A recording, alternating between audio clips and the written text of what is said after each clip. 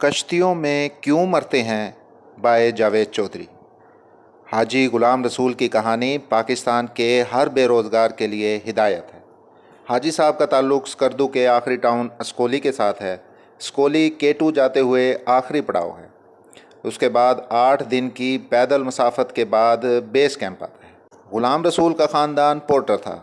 یہ لوگ مہم جوؤں کا سامان اٹھا کر بیس کیمپ تک پہنچاتے تھے۔ یہ بھی لڑکپن میں پورٹر بن گئے اور مہم جوؤں کا سامان اٹھا کر بیس کیمپ تک پہنچانے لگے۔ فطرتاً خوددار، عاجز اور محنتی تھے۔ مہم جوؤں سے مزدوری کے سوا کچھ وصول نہیں کرتے تھے اور یوں پورٹر سے گائیڈ اور گائیڈ سے انتہائی بلند علاقوں کے گائیڈ بن گئے۔ براڈ پیک بھی سر کی اور G2 بھی۔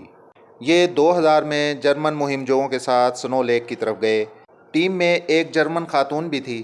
وہ ان کی عاجزی، محنت، لگن اور خودداری سے بہت متاثر ہوئی، چنانچہ اس نے انہیں شادی کی آفر کر دی۔ حاجی صاحب نے 3 شرطیں رکھ دیں۔ ایک، نکاح اسلامی طریقے سے ہوگا۔ دوسرا، میں جرمنی شفٹ نہیں ہوں گا، اپنے گاؤں میں رہوں گا۔ اور تیسرا، خاتون اسکولی کے بچوں کے لیے ویلفیئر کا کام کرے گی۔ خاتون نے تینوں شرطیں مان لیں اور دونوں کا نکاح ہو گیا۔ حاجی صاحب خاتون کے ساتھ جرمنی گئے اور چند ماہ بعد واپس آ گئے۔ خاتون نے رقم بھجوائی اور غلام رسول نے سب سے پہلے اسکولی میں چھوٹی سی ڈسپینسری بنا لی۔ اس کے بعد انہوں نے اسکردو میں اسکولی کی بچیوں کے لیے ہاسٹل بنایا، پھر لڑکوں کے لیے بھی ہاسٹل بنایا گیا اور اب حاجی صاحب اور ان کی بیگم نے اسلام آباد میں بھی ہاسٹل بنا لیا ہے۔ اس کے ساتھ ساتھ انہوں نے اسکولی میں پبلک اسکول کی عمارت بھی کھڑی کر دی۔ سوال یہ ہے، حاجی صاحب نے ہاسٹل کیوں بنائے؟ ان کا جواب تھا کہ اسکولی کے والدین رہائش کا بندوبست نہ ہونے کی وجہ سے اپنے بچوں اور بچیوں کو تعلیم کے لیے اسکردو نہیں بھیجتے تھے۔ میں نے ہاسٹل بنا دیے، جس کے بعد اسکولی کے بچے تعلیم حاصل کرنے لگے۔ اسلام آباد کا ہاسٹل بھی اعلیٰ تعلیم کے متمنی بچوں اور بچیوں کے لیے ہے۔ میرے علاقے کے بچے اسلام آباد کی یونیورسٹیوں میں داخلہ لیتے ہیں اور میں انہیں ہاسٹل کی سہولت دے دیتا ہوں۔ حاجی صاحب چٹے ان پڑھ ہیں، یہ فون میں نمبر بھی سیو نہیں کر سکتے، لیکن اس شخص نے اپنا پورا علاقہ بدل کر رکھ دیا۔ یہ مجھ سے یاک ہوٹل میں ملنے آئے اور میں عقیدت کے ساتھ ان کی گفتگو سن رہا تھا تو عین اس وقت یونان میں کشتی ڈوبنے کی خبریں آ رہی تھیں۔ انٹرنیشنل میڈیا دعویٰ کر رہا تھا کشتی میں 400 پاکستانی سوار تھے، ان میں سے صرف 12 زندہ بچے جبکہ باقی ڈوب کر مر گئے۔ وہ 400 پاکستانی ایک طرف تھے اور حاجی غلام رسول دوسری طرف تھا۔ آخر یہ شخص بھی پاکستانی ہے، اس کے پاس بھی تعلیم نہیں اور یہ بھی اپنے خاندان کو خوشحال زندگی دینا چاہتا تھا۔ اس نے یہ سب کچھ کیسے کر لیا؟ اس نے اپنے ساتھ ساتھ اپنے پورے خاندان کی زندگی کیسے بدل دی؟ یہ 1 ارب روپے کا سوال ہے۔ ہمیں یہ ماننا ہوگا کہ پاکستان میں غربت بھی ہے، بے روزگاری بھی اور لاقانونیت بھی، اور ہمارے ملک میں سسٹم بھی انتہائی کمزور ہے۔ لیکن ہمیں یہ بھی ماننا ہوگا اس ملک میں مواقع کی کمی نہیں۔ یہ ملک ابھی زیر تعمیر ہے۔ ہم نے 75 برسوں میں صرف 4 شہروں میں میٹرو چلائی ہے اور ملک کو ابھی چائے کے کپ سے ہوائی جہاز تک ہر چیز چاہیے۔ ملک میں سروسز کا سیکٹر ابھی سرے سے ڈیولپ نہیں ہوا۔ ملک میں ایک طرف کروڑوں لوگ بے روزگار ہیں اور دوسری طرف آپ کو اچھا ڈرائیور، کوک، مالی، مستری، painter, plumber, electrician, waiter, clerk, helper, چوکیدار، ریسیپشنسٹ اور ٹیچر نہیں ملتا۔ پورا ملک بچوں کے لیے ٹیوٹر تلاش کر رہا ہے، لہٰذا ملک میں مواقع کا انبار لگا ہوا ہے۔ اسلام آباد، فیصل آباد، سیالکوٹ، لاہور اور کراچی کا ہر دوسرا شخص سیلف میڈ ہے اور یہ چند ہی برسوں میں 0 سے ارب روپے تک پہنچا۔ میں اسلام آباد میں چند پلمبرز، الیکٹریشینز اور پینٹرز کو جانتا ہوں۔ یہ لینڈ کروزر پر آتے ہیں اور ان کی 10 ٹیمیں کام پر لگی ہوئی ہیں اور لوگ ان کے پیچھے بھاگ رہے ہیں۔ لوگ صرف کوئلہ سپلائی کر کے کروڑوں روپے کما رہے ہیں۔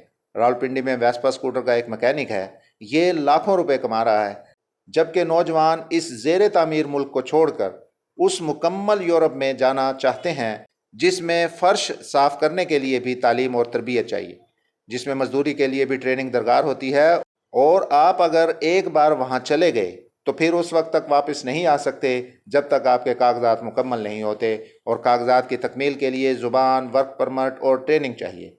لہٰذا یہ لوگ یورپ میں سسکتے رہتے ہیں اور ان کے والدین، بیٹے اور بیویاں خاوند کی راہ دیکھتے دیکھتے مرکب جاتے ہیں۔ مجھے یورپ میں چند ڈیروں پر جانے کا اتفاق ہوا۔ آپ یقین کریں ان کی کنڈیشن ناقابل بیان ہوتی ہے۔ ایک کمرے میں 10 لوگ رہتے تھے، فرش پر سوتے تھے اور پولیس کے خوف سے علاج کے لیے ڈاکٹر کے پاس بھی نہیں جاتے تھے۔ یہ لوگ کاغذات کے چکر میں تیسرے درجے کی خواتین سے شادی کر لیتے ہیں اور ان کے ہاتھوں ٹھیک ٹھاک ذلیل ہوتے ہیں۔ ان خواتین میں سے ان کی اولاد بھی پیدا ہو جاتی ہے اور وہ اولاد بھی خوفناک بحران پیدا کر دیتی ہے۔ اور اگر اس ساری ذلت کے بعد ان لوگوں کو کاغذات مل بھی جائیں تو بھی یہ لوگ اس وقت تک اس قدر ذہنی، نفسیاتی، روحانی اور جسمانی اذیتوں سے گزر چکے ہوتے ہیں کہ زندگی ان کے لیے بے معنی ہو چکی ہوتی ہے، اور یہ نصیب بھی صرف 1% لوگوں کو نصیب ہوتا ہے، جبکہ باقی 99% بارڈرز، کشتیوں اور کنٹینروں میں فوت ہو جاتے ہیں، اور یہ موت یہ لوگ 25-30 لاکھ روپے میں خریدتے ہیں۔ یہ ٹریکٹر، زمینیں، زیورات اور دکانیں بیچ کر ایجنٹوں کو رقم دیتے ہیں۔ ان کی رقمیں اول ایجنٹ کھا جاتے ہیں یا پھر ان کے بچوں کو لیبیا، ترکی اور لاطینی امریکہ کے جنگلوں اور صحراؤں میں چھوڑ جاتے ہیں، اور یہ اگر بارڈر پولیس سے بچ جائیں تو یہ بھوک اور پیاس سے بلک بلک کر مر جاتے ہیں۔ میں حیران ہوں پاکستانی نوجوان موت کا یہ راستہ کیوں چنتے ہیں۔ یہ اگر پاکستان میں 20 یا 30 لاکھ روپے سے کوئی کاروبار شروع کر لیں تو یہ دنوں میں کروڑ پتی بھی ہو جائیں گے اور عزت سے ویزا لے کر پوری دنیا میں گھومنے کے قابل بھی ہو جائیں گے۔